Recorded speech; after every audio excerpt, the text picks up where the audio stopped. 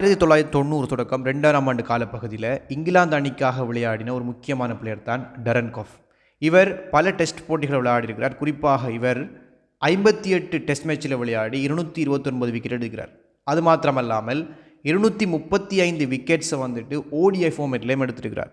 இப்படிப்பட்ட ஒரு பிளேயர் பார்த்தோம்னு சொன்னால் இங்கிலாந்தினுடைய வேகப்பந்து வீச்சாளராக பல திறமைகளை வெளிக்காட்டியிருந்தார்.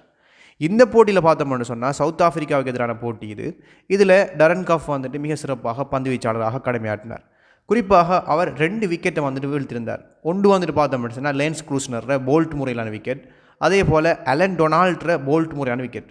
இந்த 2 விக்கெட்டும் பார்த்தோம்னு சொன்னால் இதுவரையும் பேசப்படக்கூடிய அளவுக்கு மிக சிறப்பான போல்ட் முறையான விக்கெட்டாக கருதப்பட்டது. தன்னுடைய ஃபாஸ்ட் போலிங் திறமையினால் இங்கிலாந்து அணியை பல சந்தர்ப்பங்கள் வெற்றி பாதைக்கு இட்டு சென்ற பெருமை இவரை சாரும் என்பது குறிப்பிடத்தக்க விஷயமாக இருக்குது. யாருக்கெல்லாம் டரன் கஃப் தெரியுமோ மறக்காமல் டரன் கஃப் கீழே கமெண்ட் பண்ணிவிட்டு சேனலை சப்ஸ்கிரைப் பண்ணி இந்த வீடியோவை லைக்கும் பண்ணி விடுங்கோ.